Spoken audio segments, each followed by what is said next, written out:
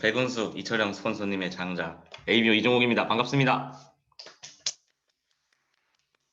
김동영 리더님께서 원조 장자 맞으시죠? 근데 장자란 표현은 제가 먼저 썼기 때문에 그거 어쩔 수가 없습니다. 뭐든지 먼저 한 사람이 장땡이요. 그죠? 근데 먼저 한 사람이 나네? 응? 그럼 나지 뭐. 공유를 발표 준비를 했고요. 먼저 제가 준비한 자료가 좀 주제가 좀 무거운 이 시대 YMA라는 주제입니다. 잠시만요. 일단은 공유를 하도록 하겠습니다. 화면 나가고 있죠? 예. 자, 이 시대의 YMA라는 주제로 발표를 맡게 된 이종욱입니다. 먼저 이 주제를 선정해 주시고 발표 기회를 주신 우리 배승천 스폰서님께 감사를 드립니다. 사실 준비하면서 이 시대 YMA 이거 어떻게 준비해야 되나 좀 고민이 많았습니다. 네. 엄청 고민이 많았어요. 너무 거국적 주제가 너무 거국적이어서 나 혼자 이 주제를 감내할 수 있을까라는 생각도 컸습니다. 그런데 결국에는 제 이야기가 결국에는 이 시대의 YMA가 아닐까. 제가 처한 현실이 결국에는 이 시대가 아닐까라는 생각에 결국에는 제 이야기를 하고 또 끝으로는 결국에는 아메이를 하게 된 직접적인 원인과 제가 생각하는 아메이의 장점들을 설명을 하고 마치도록 하겠습니다. 우선 저가 어떤 모습으로 살아왔는지 그간 아메이를 만나기 전 이종욱이 어땠는지 여기 저를 모르시는 분들도 있을 것 같아서 어땠는지를 먼저 말씀을 드려야겠죠. 저는 유명한 학교죠. 이거 저희 정문에서 찍은 사진 이쁘길래 가져왔습니다. 고려대학교 대학원을 현재 재학 중에 있고요. 석사과정을 밟고 있습니다. 고구려사를 하고 있어요. 논문은 고구려 술 관련해가지고 제 술을 하도 좋아하다 보니까 고구려 술 관련해서 지금 쓰고 있고요. 벽화 이런 거 좋아하고 고구려 성 좋아합니다. 계기는 우리 배구석 스폰서님께서 제 8살 때 천년의 신화라고 하는 게임을 CD로 선물을 줬습니다. 생일 선물로. 옆에 지금 친구가 웃고 있는데 이 친구도 그 게임 했었거든요. 천년의 신화라는 게임을 해서 그게 너무 스토리가 재밌는 거라. 그래가지고 광개토왕에 대해서 궁금하게 되었고 그러다 보니까 이렇게 막 빨려 들어갔죠. 그때 어릴 때는 전문적인 책을 읽지 않고 만화책 이런 걸 봤지만 그게 시작이었던 것 같아요. 그게 이제 지금까지 오게 됐습니다. 여러분들 아드님, 따님들이 혹시 게임한다고 해서 너무 걱정치 마세요. 그게 좋은 결과를 낼 수도 있습니다. 너무 좋아하다 보니까 빠졌고 고구려만 팠고 했던 사람이었습니다. 그래서 결국에는 대학원 안에서도 제가 공부를 꽤 곧잘 했나 봐요. 그래서 교수님 눈에 띄어서 같이 프로젝트를 하게 되었습니다.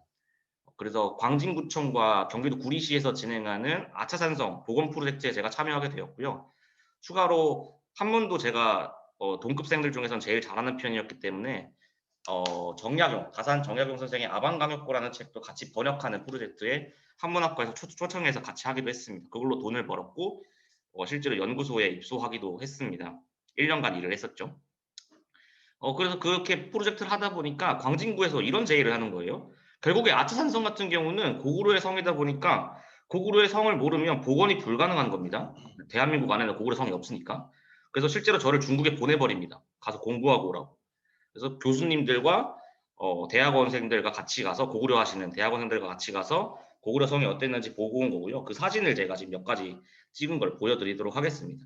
이거는 환도성이라고 하는 성터 밑에 있는 고구려성 무덤대고요. 산성화 고분군이라는 이름으로 불리고 있습니다. 이거는 여러분들도 아시겠지만 고구려 장수왕릉이라고 불리는 장군총입니다. 여기 보시면 깨알같이 우리 박대래 선생님이 계시고요. 이게 이제 저희 공부하는 사람들입니다. 사진을 환도성에서 딱 찍었어요. 이때 재밌는 스토리가 있는데 환도성에 중국 사람들이 저희를 못 들어가게 막았어요. 그래서 아침에 일찍 새벽에 몰래 담 놓고 들어간 겁니다. 네, 그래서 도철하듯이 찍고 막 우드다닥 하면서 올라갔어요. 그리고 이거는 배감성터에서 저희가 발견한 고구려 비편인데요. 이거를 중국인들이 숨기고 있었더라고요. 저희가 가서 확인해가지고 저희 박대전 선생님께서 이걸 한겨레 신문에 터쳐버렸습니다.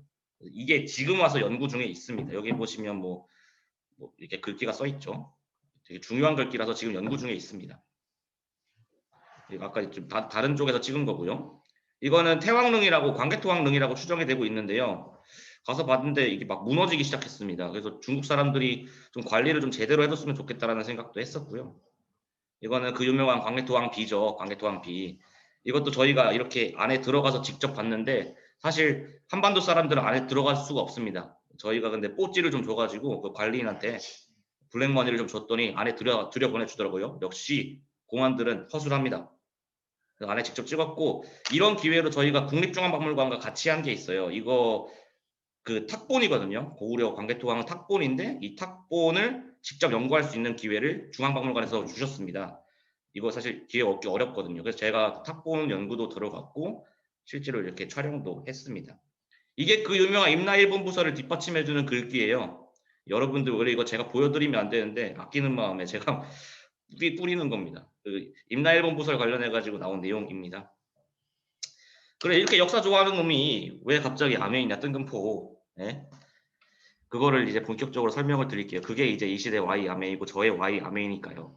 사실 저는 역사 공부를 하면서 물론 이제 뭐 이걸로 뭔가를 성취해야겠다라는 그런 것도 있었고 사명감도 엄청 투철했습니다. 내가 고구려사를 뭐 어떻게 왜곡된 고구려사를 바로잡아 보겠다 뭐 이런 거.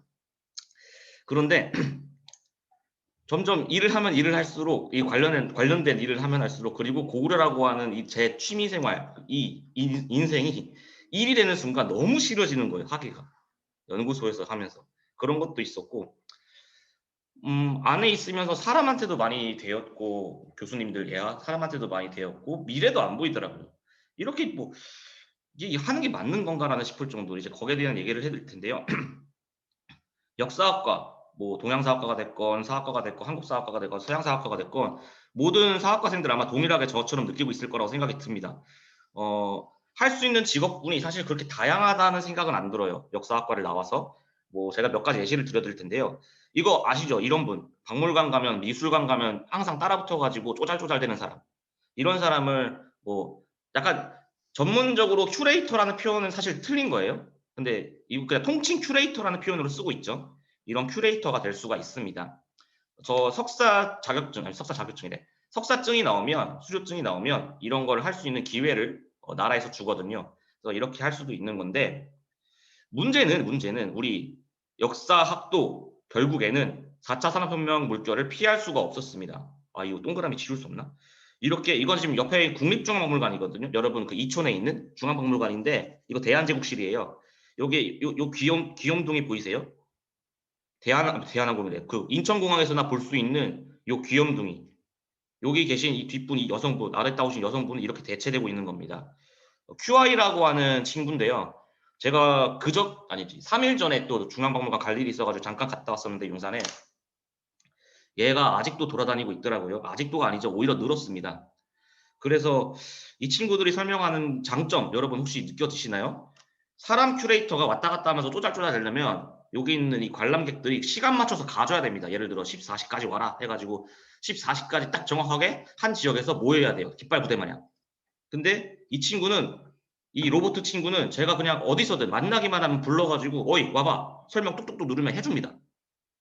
그러니까 얼마나 좋아요. 소비자 입장에서 편하잖아요. 시간에 구애받지 않고 공간에 구애받지 않습니다. 그러니까 인기가 높아지는 거죠. 이거 하겠다고. 그리고 이거는 방금은 중앙박물관입니다. 서울에 있는. 그리고 옆에 있는 거는 지방박물관입니다. 이거는 국립나주박물관에 있는 큐레이팅 봇이라는 친구예요. 이게 2018년입니다. 2018년도에 벌써 2대가 들어가 있었어요. 정말 시간 빠르게 변화가 되지 않습니까? 자, 그럼 큐레이터도 아니야. 이거 되게 힘들겠네. 자격증 따가지고 뭐 올라가더라도 결국에는 로봇들이 있으니까 로봇을 사람들이 이길 수는 없단 말이죠. 그럼 다른 길을 찾아야지. 그래서 보는 게 이제 교수님입니다. 옆에 오른쪽에 계신 분이 이제 저희 박대래 선생님이고 왼쪽에 계신 분이 최광식 선생님입니다. 뭐 이분은 정치도 하셨죠.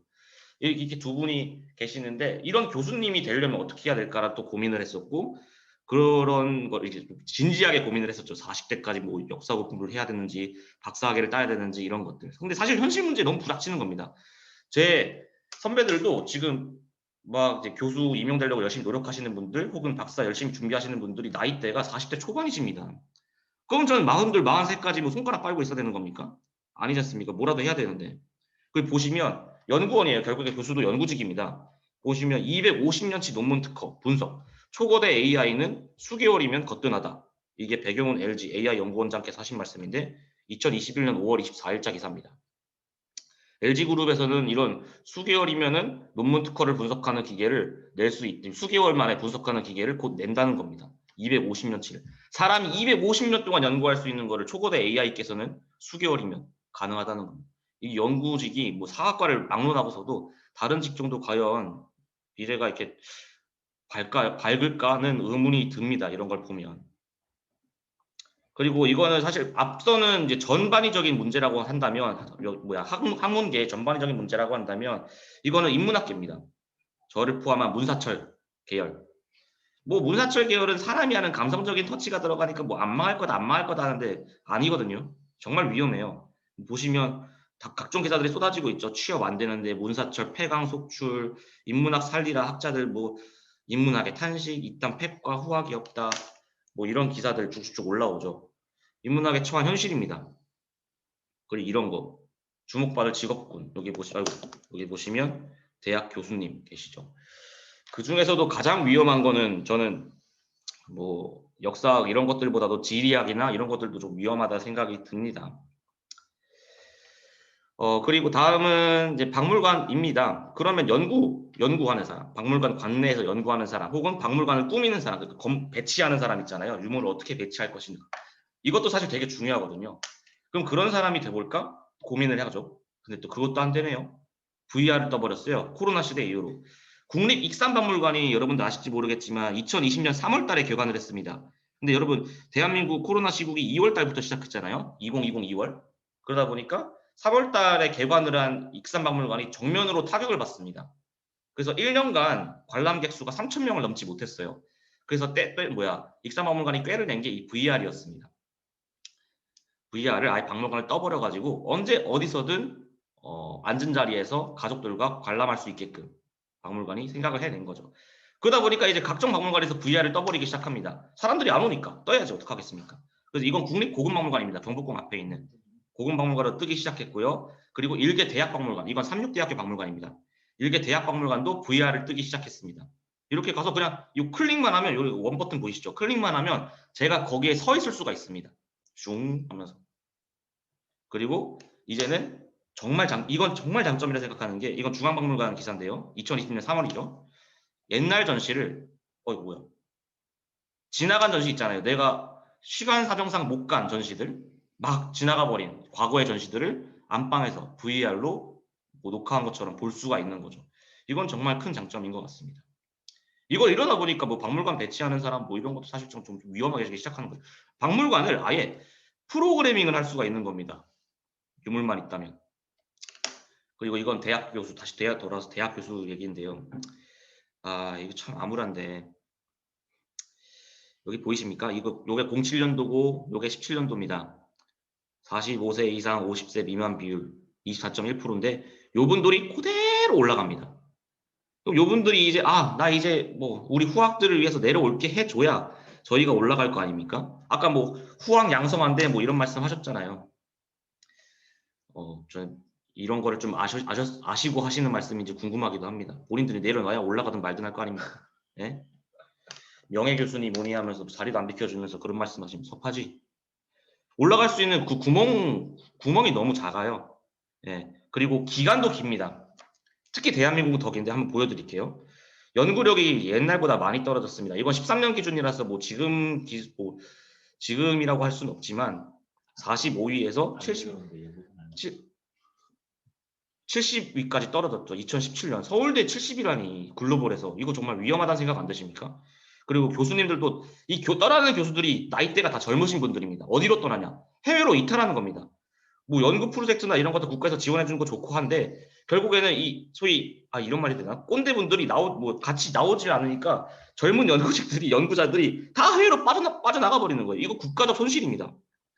그리고 이거는 제가 좀 중요해서 기사를 따왔습니다. 같이 읽어보고 싶어가지고. 갑질이라고 불릴 만큼 심각한 수직적 위계질서도 문제로 지적된다. 서울대 사회과학 계열의 한 학과에는 점심시간이면 막내 교수들이 선배 교수들의 연구실 문을 두둥기면서 점심을 권유하는 문화가 지금도 남아있다. 선배가 주최하는 세미나에 얼굴을 비추지 않으면 당장 싸가지 없다는 말이 돌아온다. 이건 저 얼마 전에도 들었어요. 한국을 떠나는 건 교수뿐이 아니다.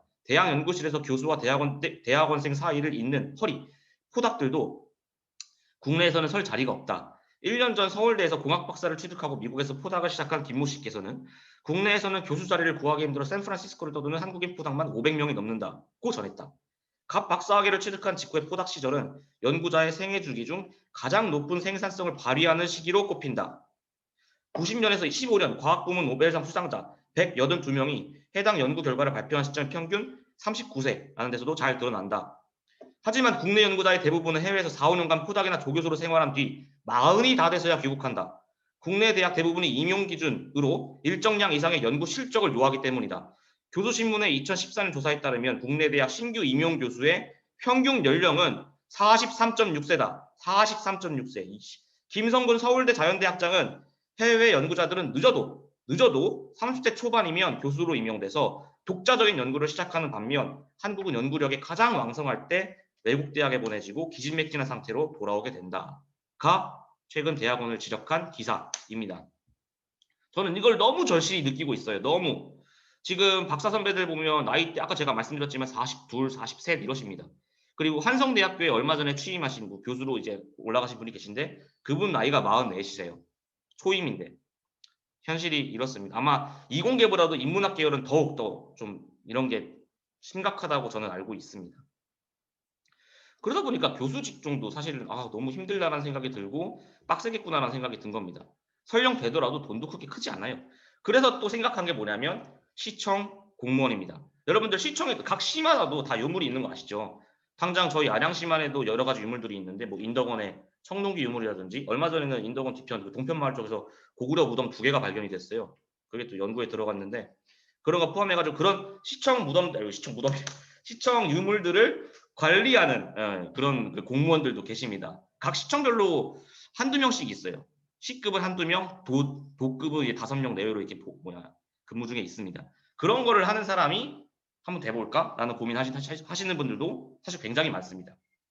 그래서 이런 공무원 준비하는 거예요. 근데 비단 저희 사학과뿐이 아니라 이렇게 대학생들 젊은 나이에 공무원 시험 준비하는 여기 젊으신 분들 계시는데 영리더분들 친구분들 공무원 하는 분들 많지 않나요? 뭐 하겠다고 9급이니 7급이니 준비하시는 분들 굉장히 많으실 겁니다. 근데 그분들이 어디 하자가 있어서 하는 게 아니에요. 너무 장래가 유망하고 뛰어난 친구들이 다 저기 저 골방에 처박혀가지고 이거 하겠다고 준비하고 있는 겁니다. 이거야말로 연구력에 빠지는 현상 아니겠습니까? 그 잘나신 분들이 왜 거기서 공무원 하겠다고 그러고 있어요. 더 유망한 직종들이 얼마나 많은데. 그런 거 해가지고 이분들이 결국에 원하는 게 뭐냐? 여기 있는 저 닮은 이 캐릭터. 연금을 원하는 거죠. 연금. 이거 저 닮아가지고 뽑아왔어요. 이 정소일이던 되게 웃으시네. 연금을 원하는 건데 공무원 연금을 받기 위해서 결국에 공무원으로 근무를 해야 되니까 공부하는 시간 플러스 알파까지 공부하는 시간 제외하면은 공무원으로 근무해야 되는 시간이 무려 약 20년. 20년 동안 거기서 있어야 돼요. 근데 연금은 실상 그렇게 큰 금액도 아닙니다. 제가 보여드릴게요. 이거는 인사혁신처 정보기관이죠. 인사혁신처에서 발표한 내용입니다. 사실은 이렇다. 자꾸 공무원 회사니까 연금이니 뭐니 자꾸 거시기를 해본 게 이거를 인사혁신처에서 아예 발표를 해버렸습니다. 공무원 연금 개혁으로 연금 감소합니다. 국민 여러분. 예? 막 이러면서 실상은 이렇다고 아예 말씀을 해주죠. 이런 감사한 분들. 이게 보시면 이렇게 연금 개혁 지금 이게 좀 떨어지는 것 같은 뭐 연금을 감소합니다. 여러분들 아실지 모르겠지만 아셔야죠. 출산율이 계속해서 저조해지고 있잖아요. 그리고 실제로 2020년도에는 우리가 인구 감소가 시작될 시기라는 거 아마 아실 겁니다.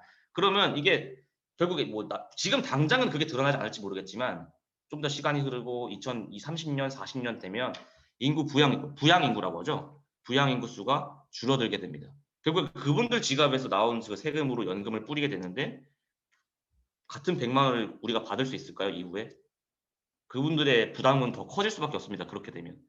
사실 똑같이 예를 들어 100만 원, 지금 받는 금액이 100만 원이라 치면 그때 나중에도 100만 원 이렇게 받으면 같은 100만 원입니까? 대한민국 물가 상승률도 계산한다면 아마 그 친구들의 부담, 가중은 가속화될 거다라는 생각이 듭니다. 그 옆에 2번, 인사혁신처 발표 2번, 공무원 연금 개혁으로 보전금, 가지고 있는 꽁치고 있는 돈을 말하는 겁니다. 보전금 규모는 떨어지고 있다. 아까 이거 제가 말씀드린 그겁니다. 16년도 자꾸 이게 눌리는 16년도 2조 3,189억 원에서 후루룩 떨어져가지고 20년 예산 1조 거의 반틈으로 줄었죠. 심각하지 않습니까? 왜 이런 거에 목숨을 걸고 해보겠다고 골방에 틀어박혀가지고 그 아까운 인생을 날리고 있는지 전 너무 안타깝습니다. 제 지인도 그걸 하고 있어가지고 그분이 그 공무원 할 대가리가 아니거든요. 안타까워 죽겠어요. 그분 그죠? 맞습니다. 이거는 제가 느낀 결국에는 교육계 현실과 뭐 그래서 교육계 현실입니다. 비단 사학과뿐이 아닐 것 같아요. 제가 몸담고 있는 소비가 직업이다라고 하는 책에서 첫장 부분, 서장 부분에 이런 부분이 있어가지고 인용을 제가 해왔습니다. 너무 마음에 들었거든요. 그 굵기들이 하나하나가. 제 2차 학벌 파괴 현상이 도래할 것이다. 1차 학벌 파괴는 여러분들 아시다시피 그 옛날 조선시대 구한말 때 유교에서 신식 문물이 막 들어오니까 유학 문화가 완전히 단절되기 시작했죠. 네? 향구나 서당이나 이런 것들이 파괴되기 시작한 그 시점을 말하는 게 1차 학벌 파괴고 2차 학벌 파괴는 바로 서울대니, 연대니, 고대니 하는 이런 유수의 학벌들 있죠. 그런 학벌들이 이제 사라질 거다. 그런 현상이 도래할 거다라는 얘기입니다. 실제로 저희 사학계에서도 지금 대한민국 정부에서 고대를 띄워주는 게 아니라 전남대를 띄워주고 있습니다. 학벌 파괴가 서서히 시작되고 있어요. 남자 기준, 저희 남성 기준으로 여성분들은 좀 다르지만 남성 기준으로 대학에 들어가 졸업하기까지 군대 플러스 알파 해야죠. 6, 7년이 소요가 됩니다. 저도 20살에 거시기해서 17년 7년 걸렸네요. 7년 걸렸어요. 그런 거죠. 그리고 그런데 요즘에는 강산이 여러분들 아시다시피 10년에 한 번 단위로 바뀌는 게 아니에요. 2, 3년마다 바뀐대. 2, 3년마다. 예? 당장 뭐 저 지금 이거 보이시나? 핸드폰 얼마 전에 바꿨는데 이런 게 예전에는 좀 시간이 걸렸잖아요. 핸드폰 다음 버전 막 바뀌는 게 1년 이렇게 안 했어요. 예? 근데 요즘에는 막 1년마다 바뀌어. 기능 하나 추가돼가지고 그러니까는 2, 3년마다 한 번씩 바뀌는 거죠. 이게 속도를 못 쫓아가는 거라. 교육이. 그래서 대학에서 6년간 막 빡세게 열심히 뭐 A학점 받고 B학점 받고 공부해가지고 사회에 나가면 제가 그 과거에 공부했던 거는 결국에는 필요 없는 공연불이 된 상태에서 졸업을 하게 된다는 겁니다. 그건 어느 학문이나 마찬가지일 것 같아요. 이미 낡은 지식이다. 내가 가진 거는. 이미 낡은 지식으로 바뀌었고 사회에서 결국에 이걸 가지고 나가면 도태될 수밖에 없는 거죠. 내가 뭘 해야 될지 모르는 거예요. 자기들은 열심히 공부해서 뭐 취직을 하래. 뭘 해야 되는데? 뭐 알려주면 뭐해? 지들도 모르면서. 그래서 결국에 나가면 사회에서 도태되는 겁니다. 그러니까 열심히 초등학생 때부터 빼 빠지게 공부해가지고 20년 후에 좋은 직장에 취직할 생각으로 막 공부했습니다. 그래서 그 뭐 유명한 서울대학교 막 이렇게 들어갔어. 그럼 나왔어요. 그런 취직할 생각으로 공부한 우리 세대들이 현재 그야말로 황당한 상황에 직면해 있는 상황입니다. 그래서 다들 방황하고 결국에 공무원으로 가고 그러는 거예요. 그래서 제가 느낀 이건 이제 저의 얘기입니다. 역사 공부로 평생을 먹고 살기에는 학문 자체가 너무 이미 낡았고 그곳에 몸담고 있는 사람들이 다들 너무 구닥다리다 라는 생각이 든 겁니다. 그러니까 이런 사람들과 내가 같이 있으면 내 나의 이중우기가 낡아지겠다는 생각이 들었어요. 제 표현 자체도 어구 자체도 굉장히 좀 고리식한 어구를 많이 썼었거든요. 보시면 이제 이런 것들이 아메이를 알고 나서 보이기 시작한 겁니다. 많죠. 뭐 명견말에서 발표한 건데 많죠. 뭐 사육사니 사서니 호텔리언이. 근데 제가 봤던 거는 어디 보자. 아나운서도 봤었고 지질학자 이런 거. 학자들도 있었죠. 좀 이게 그런 와중에 딱 이분들을 만나게 된 겁니다. 여기 보시면 이게 김대료 스폰서님, 배순자 스폰서님 그리고 저희 양친께서 저에게 아메이를 소개시켜 주셨고 아메이를 통해서 인세 수입이 뭔지, 연금 수입이 뭔지 이런 것들을 알게 되기 시작했습니다. 단순 노동 수입이 아니라 연구에서 수입이 나는 게 아니라 이런 걸 알게 되니까 제가 세상에 눈이 떠이더라고요. 어떻게 해야 세상을 볼 수 있겠구나. 과거에서 미래를 보기 시작했습니다. 방금 소름 돋았어. 과거에서 미래를 보기 시작했어요. 근데 지금 사회는 어떻습니까? 애들, 제 또래 애들 무한 경쟁 시대에서 젊은이들 전부 지쳐 있습니다. 이거 없을 무자에 미인인데요. 의미를 못 찾는 겁니다. 무의미한 시대에서 살고 있다. 자기가 지금 살고 있는 게 무의미하다 그러는 걸. 그래서 캐세라세라하고 그래서 그 작은 거에 만족하는 삶을 살고 있고 소확행한다고. 소확행할 필요 정말 자조적인 말입니다. 그거 굉장히 좋은 말은 아닌 것 같아요. 보이면 무자극에 심취합니다. 아무것도 한락하진 않아요. 필요 없다 생각하니까. 그러니까 ASMR 같은 거에 갑자기 거기에 꽂혀가지고 이러고 듣고 그 멍청하게 이러고 있고 왜 그러고 있어요? 자기가 먹으면 되지 그거를. 예? 그리고 M4 세대, 88만 원 세대, 88만 원 세대, 사토리는 이제 일본 이런 사람들이 늘어가고 있는 무한 경쟁 사회에 지쳐가지고 회의감을 들어하기 시작하는 겁니다. 남들과 경쟁을 해서 뼈를 깎아서 노력을 했어요. 내가 남들보다 쟤보다 뛰어나다고. 근데 경기 침체가 있고 취업난이 있으니까 뭐 거기에 맞는 보상을 받지 못하니까 주저앉아 버리는 거예요. 그 자리에서. 근데 제가 봤던 거는 뭐냐면 아메이는 경쟁이 아니라는 겁니다. 경쟁이 아니라 오히려 누굴 도와준대. 소름. 상생 자본주의. 경쟁을 하는 이유가 뭐냐면 결국에는 자본주의 때문입니다. 제가 그 사람들을 눌러야 이 사람이 마이너스 1이 돼야 제가 플러스 1이 되는 사회. 그게 자본주의의 기본 원칙이지 않습니까? 여러분 아시다시피. 내가 500원을 지출해야 저 사람이 500원을 벌잖아요. 마이너스 500이 돼야 플러스 500이 되는 거. 그런데 이러니까 경쟁이 되는데 상생입니다.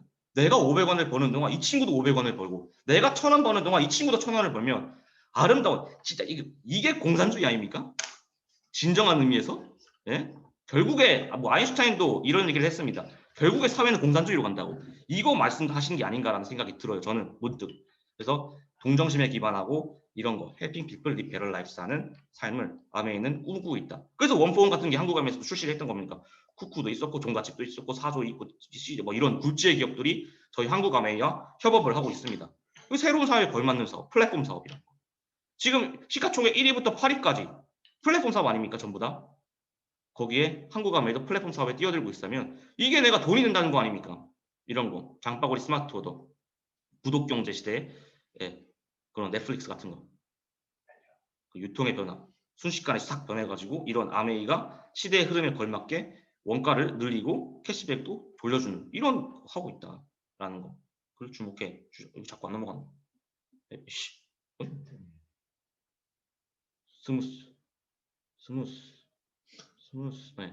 돈이 되는 사업. 이건 제 생략을 하겠습니다. 왜 될 수밖에 없나? 내가 한 분한테 이 아메이에 대해서 얘기를 하면 이분도 다른 한 분 이렇게 해서 결국에 12대 되는 날 총 4,096명이 저의 네트워크에 포함될 수 있다면 이게 돈이 안 되고 100이겠습니까? 이런 게. 결국에는 아메이는 제가 정의하고 싶은 건 뭐냐면 이런 안정적인 인세 수입을 통해서 꿈을 명사가 아닌 동사로 만들어줄 수 있는 사업이다. 즉 공무원 시험 보겠다고 뭐 박사 한번 따보겠다고 그렇게 골방에 계신 분들을 사회 밖으로 끄집어내서 교수라는 직업이 아니라 공무원이라고 하는 직업이 꿈이 아니라 그 사람들이 결국엔 꿈을 동사로 만들어줄 수 있는 직종이 아메이다. 네트워크 사업이다라는 거를 말씀을 드리고 싶습니다. 슈바이처 선생은 의사가 꿈이 아니었어요. 세계를 돌아다니면서 아프고 소외된 사람들을 도와주는 것이 꿈이었고 알렉산드로스 대왕은 마케도니아의 국왕이 꿈이 아니었고 페르시아를 정복해서 그리스 민족을 그들의 압제로부터 해방하게 하는 게 꿈이었습니다. 토마스 제퍼슨은 전기 발명가가 꿈이 아니었어요. 미국의 자주 독립이 꿈이었고요. 빌 게이츠와 같은 IT 업계 창업자들은 과연 CEO나 발명가가 꿈이었을까요? 아니요. 인터넷 망을 통해서 세계를 하나로 묶는 게 꿈이었습니다. 세계사의 하늘을 그으신 분들은 모두 꿈이 동사였다는 걸 주목해 주십시오.